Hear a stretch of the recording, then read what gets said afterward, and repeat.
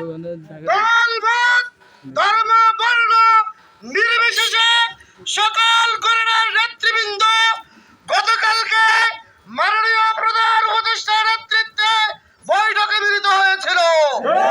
সেখানে সর্বসম্মতিক্রমে সিদ্ধান্ত হয়েছে দেশ বিরোধী সকল ষড়যন্ত্রে আমরা একতাবদ্ধ থাকবো।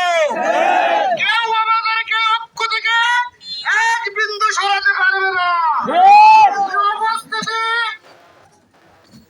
শেরেবাংলাকে মন্ত্রণা বলেছিলেন, দিল্লির দাদারা যখন আমাদের বিরুদ্ধে ষড়যন্ত্র করবে আমরা ধরে নেব আমরা সঠিক হতে আছি।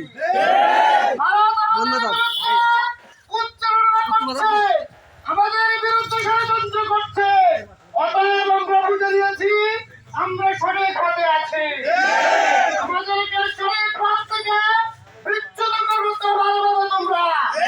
আমাদের সকল ষড়যন্ত্র মূল্যায়ন করে এই দেশের সাধারণ জনগণ 5ই আগস্ট একটি বিপ্লবের মাধ্যমে সফলতা অর্জন করেছে। আগামী দিনে তোমাদের সমস্ত ষড়যন্ত্র দুঃসাৎ হয়ে যাবে।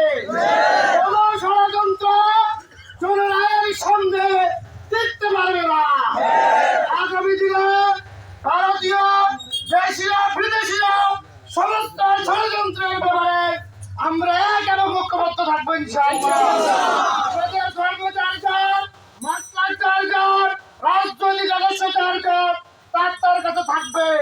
আমরা দেশ স্বাধীনতা সার্বভৌমত্বের প্রশ্নে আমরা এক এবং অভিন্ন। আমাদের ঐক্যকে কেউ ছিঁড়ে দাঁড়াতে পারবে না ইনশাআল্লাহ। সকলকে আগামী দিনে দেশ বিরোধী সমস্ত ষড়যন্ত্র মোকাবেলায় ঐক্যবদ্ধভাবে ময়দানে থাকার জন্য উদাত্ত আহ্বান জানিয়ে আমি আমার কথা এখানে শেষ করছি। আসসালামু আলাইকুম ওয়া রাহমাতুল্লাহ।